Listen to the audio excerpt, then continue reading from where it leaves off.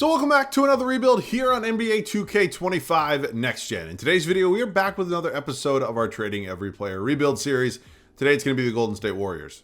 The Warriors have been off to a very impressive start so far this season. Now, at the time I'm recording this, they currently sit at 11-3, which is good enough for the 1 seed in a loaded Western Conference.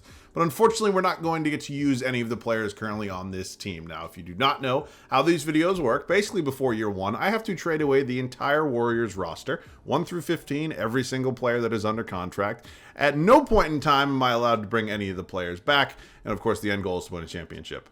As always, let me know any other rebuild ideas down below in the comment section. Always open to different challenges or series you guys have, so let me hear it all down below. Thank you guys so much for all the support lately. It has been absolutely great, and I've been loving this series and the Curry era rebuilds as well. So excited for this one today. It does not seem fun that I have to trade Steph, but gotta do it. Let's get into it. Now, as we just kind of touched on in the intro, it is not necessarily a fun thing to have to trade away, in my opinion, the greatest point guard in NBA history, but we got to do it along with a lot of the other depth that this team does have. Now, outside of Steph, there's not a lot of star power with this team, so I'm very interested to see some of the trades that we are obviously going to be making. Of course, I have no say in any of the deals whatsoever, and we will just start out with 36-year-old, 95 overall, greatest shooter of all time, Mr. Stephen Curry. So I'm not sure how many offers. There's actually 13 different trade offers, which seems really good because typically for a 95-ish plus overall, it's only 1 or 2. So 13 is actually really, really good. So I'm just going to see what I'm being offered right now. I mean, again, there's not going to be anything in terms of value, player for player that I'm actually going to love, but there's some decent things in there. There's nothing I absolutely, really like. So let's just scroll through. Of course, the eyes are closed. No say in these deals whatsoever. And Steph Curry is officially going to be a member of the...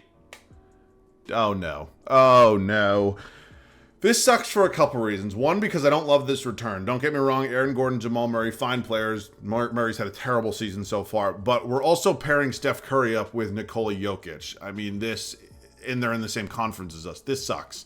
And one of the most annoying part of these rebuilds is some shit like this that seems to happen to me pretty much every single time. Draymond Green going to be up next. Of course, I believe the second longest tenured warrior. Well, not believe. He is the second longest tenured warrior as of right now. 34 years of age, 25 different trade offers, of course, is such a vital piece to all the success the Warriors have had. And unfortunately, not going to get to use them today. So right about now, it is going to be John Collins from the Utah Jazz. Honestly, that's not too bad. Right? I'm taking Draymond over John Collins 10 times out of 10, but in terms of the overall, the age, the contract, I actually don't really hate it, to be completely honest with you. There could have been a lot worse, what I'm trying to say. All right, next up is going to be Buddy Hield, who has just been so good for the Warriors so far in his, I don't want to say, short time with them, but it has been a short time, but he's been absolutely unbelievable. We're going to do him and Kuminga in the same trade again. They're both making relatively small money, so hopefully get a few decent offers in here for these two pretty quality players. And stop. And it is going to be Jalen Suggs and Anthony. Wow. That actually might be one of the better trades that I've had right off the rip. Here in 2K. So welcome to the team, Mr. Suggs, Mr. Black. Excited to have the both of you around here.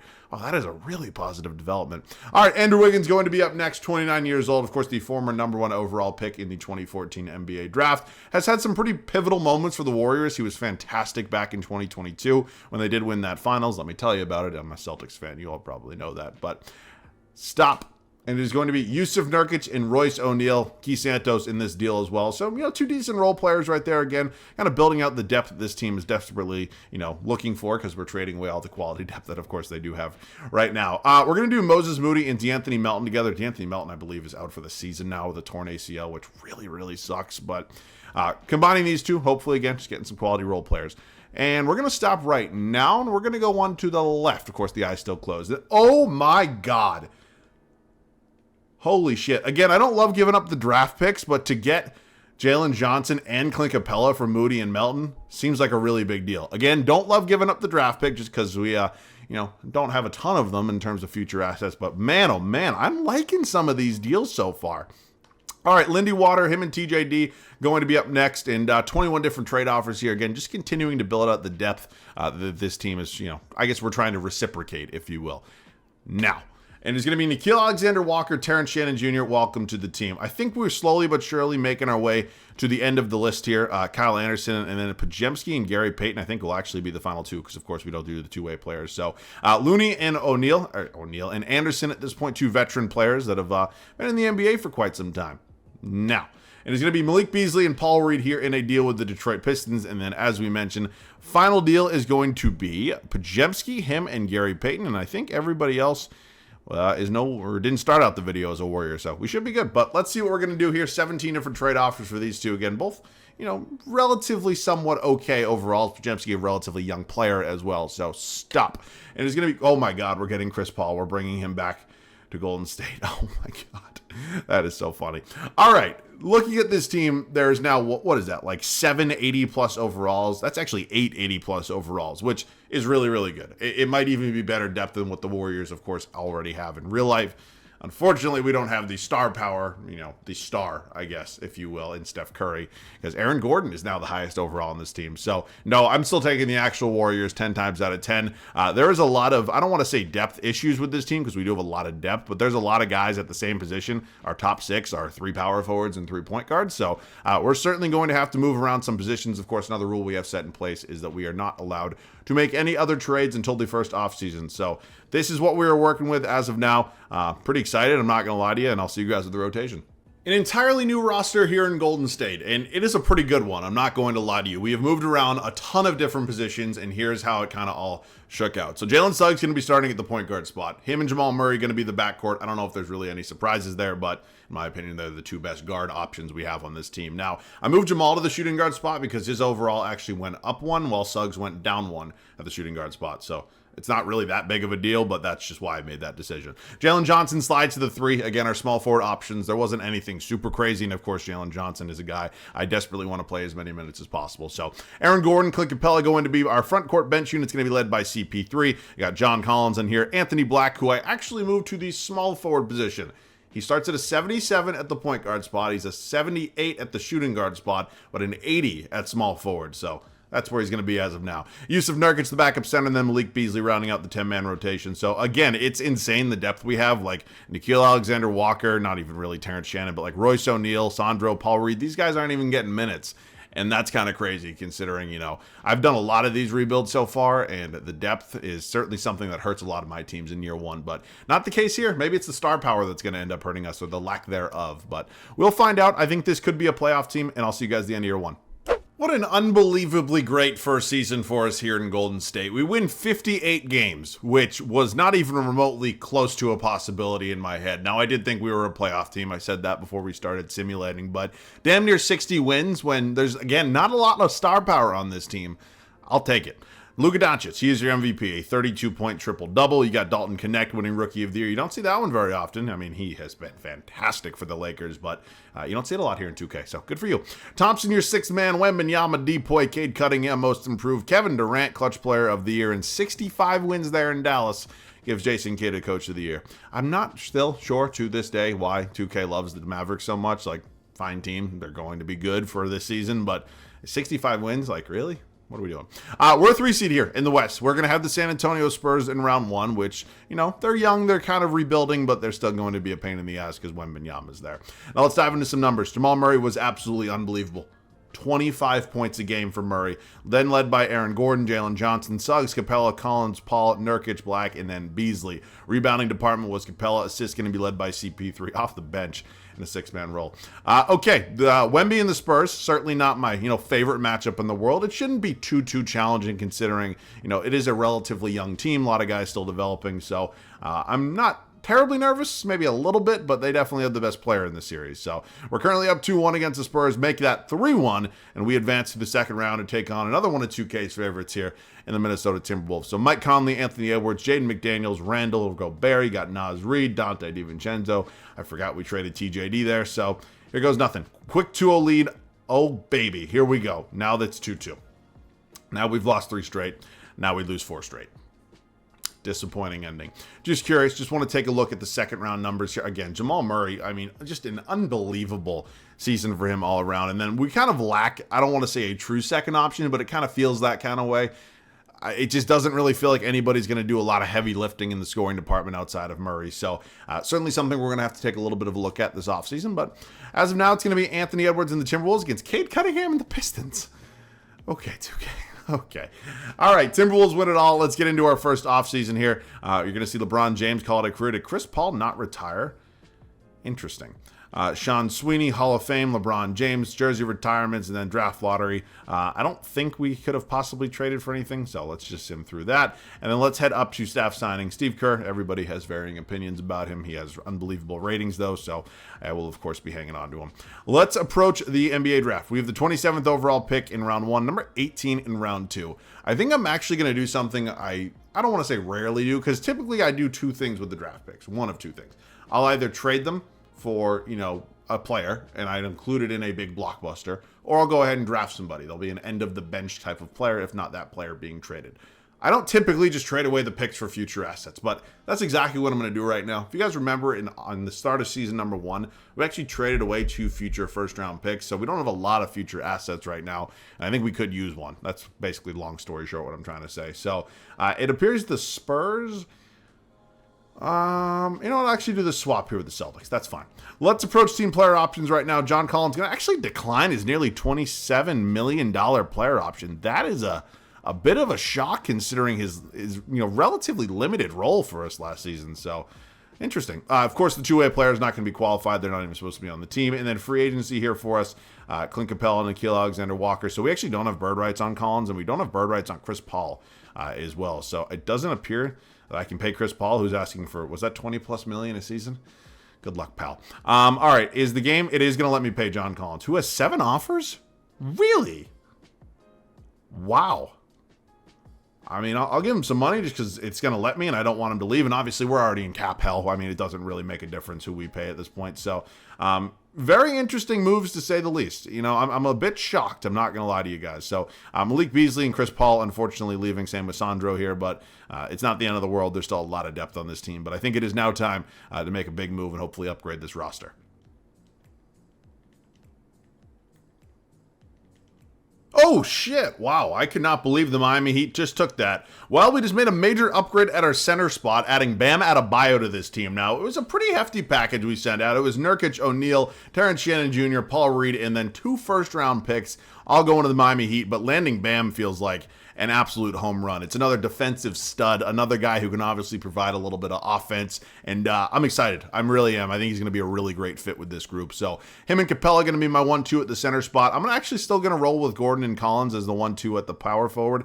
That might not last the remainder of the video, but I think it should be fine as of now. I am going to have to figure out something here at the backup shooting guard and point guard spot. I'll likely just move either Anthony Black or Nickeil Alexander-Walker to that backup shooting guard spot. So just curious no, not what I'm looking for. Anthony Black going to go down 1 overall. Alexander-Walker also going to go down 1. I think Alexander-Walker's 3-point shot's a little better, so we will move him to the backup 2-guard spot, of course, going ahead and replacing Malik Beasley. And then in terms of the backup point guard options, how about Markelle Fultz, guy who, of course, right now is out of the league. And, I'm not sitting here and telling you he has a ton of potential still or anything like that, because that's just not true, but he is the best option available, and he will back up his former teammate in Orlando here in Jalen Suggs. Because that's going to be it for offseason number 1 in terms of the moves. I think we're going to bank on a lot of development for some of our younger players, and the new additions are definitely going to help us out. So I'll see you guys at the start of year 2. Okay, it is time to kick off the second season here in Golden State. Last year was absolutely unbelievable, right? We won 58 games. We were a 3 seed in the West, and unfortunately just didn't really have the star power or the scoring potential to really get any further than the second round of the playoffs. So this offseason, we addressed a few things. Didn't add a ton of scoring, but I think we added a really good player in Bam Adebayo. I think the development's going to go really well for some of our younger guys. So Jalen Suggs still here at the point guard spot. Anybody else surprised Jamal Murray went down 2 overalls? I'm sure as shit not. He had an unbelievable season, probably the best season of his career last year here in Golden State. And the guy turns 28 years old and goes down 2 overalls. Great work, 2K. It's just very realistic. Jalen Johnson still here at our 3. Aaron Gordon next to him at the 4. And then finally, of course, the very welcomed addition of Bam Adebayo at our starting center position. Bench unit's still really elite. Anthony Black taking over 6-man responsibilities. John Collins, who we, of course, gave $100 million to play 18 minutes a night. Kind of funny, but he'll remain as the backup 4. You got Clint Capella still here at the backup 5. And then Nickeil Alexander-Walker and Markelle Markel Fultz rounding it out. So I'm excited. You know, I don't know if we're as deep as we were last year. Still a lot of quality depth. It's just maybe not as many 80-plus overalls, but not something I'm super worried about. I think this team will once again be in the mix, and I'll see you guys at the end of year 2. 68-14. You heard that right, my friends. 68 wins here in year number 2. I'm feeling great. Now, Luka Doncic does win another MVP. Ace Bailey is with the Spurs. That makes me terribly nervous to see him and Wemby and Stephon Castle together. Jarris Walker, 6th man of the year. You don't see that one very often. Him still with the Indiana Pacers. Wemby wins DPOY. Walker also wins most improved. Anthony Edwards, clutch player of the year. And our guy, Steve Kerr, hitting that same pose since 2K15 as your coach of the year. All right, let's go over some standings. We are the 1 seed here. Not a crazy surprise winning 68 games. Typically, you know, should anyways get you the 1 seed. Here's a look at the East. Sad. It really is. Okay, let's go over some numbers with this team real quick. Jamal Murray, again, our leading scorer. You got Bam Adebayo, Jalen Johnson, Suggs, Gordon, Collins, Capella, Black, Fultz, Nickeil Alexander-Walker.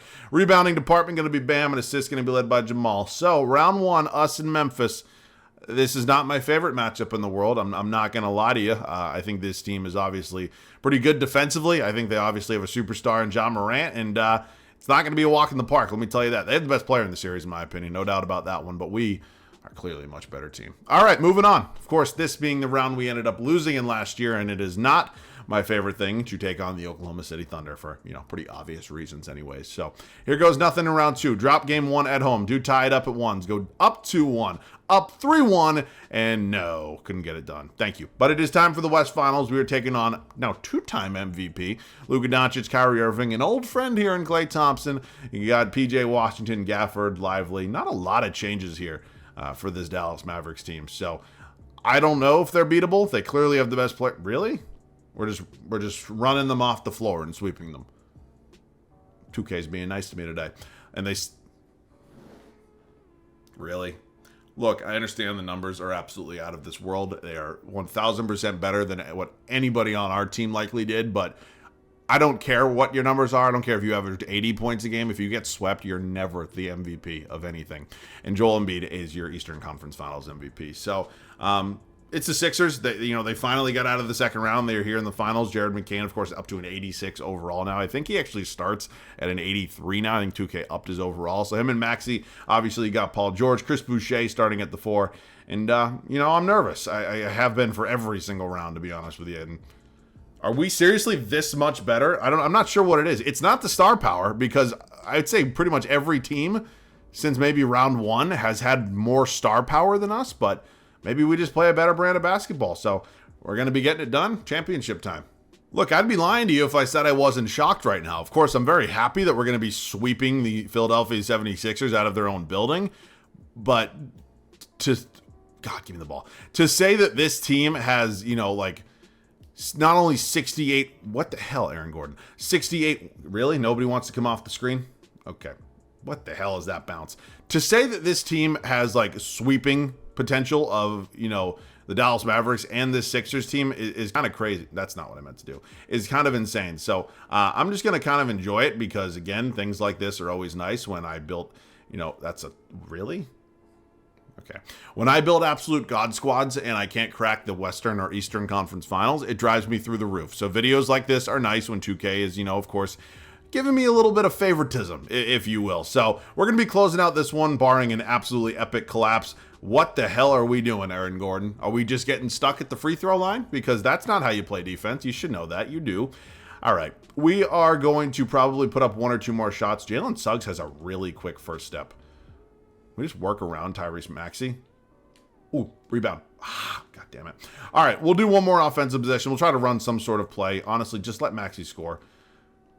There you go.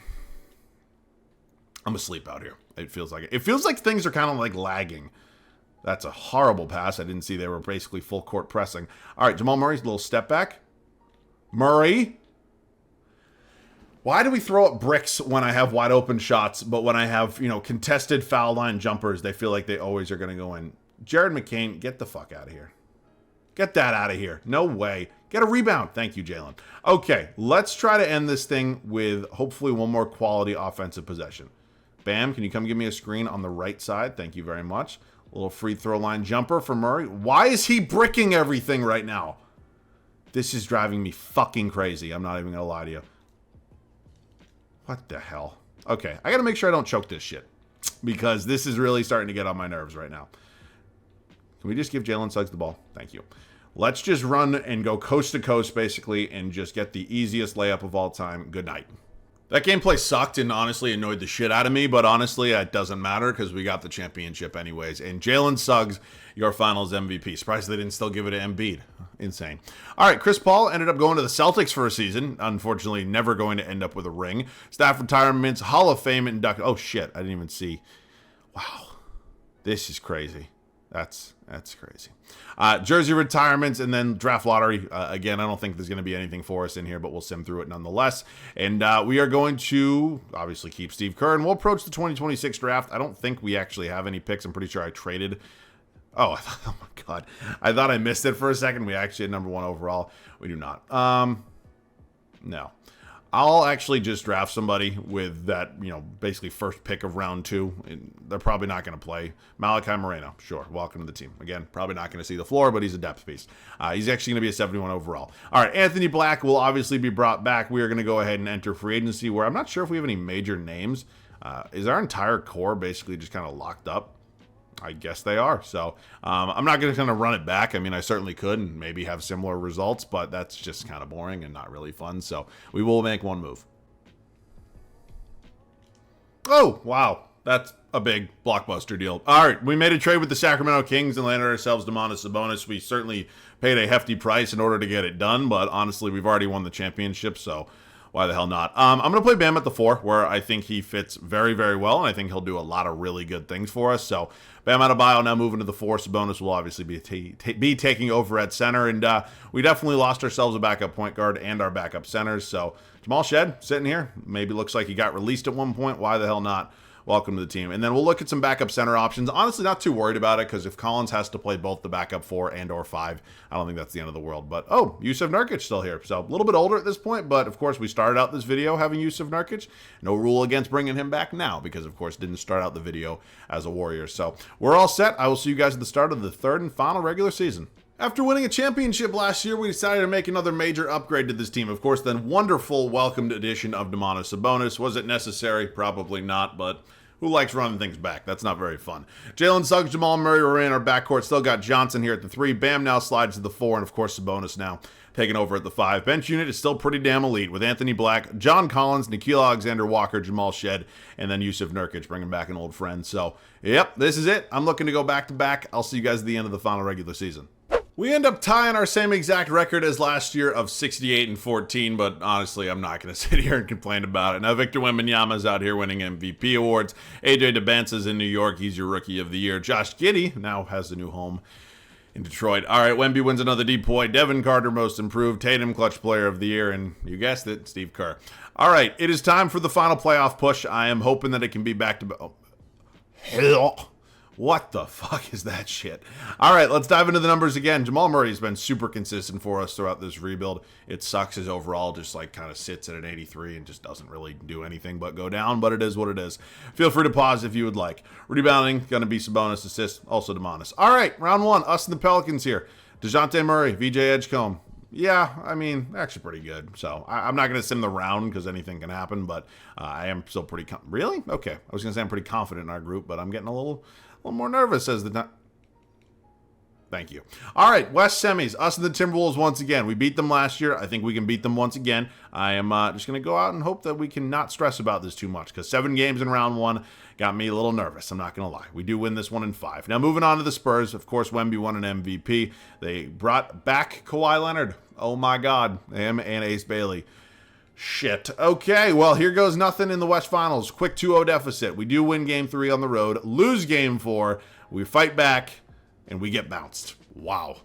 Unbelievable. We end up losing, and just disappointing altogether. Spurs versus New York Knicks here in the finals.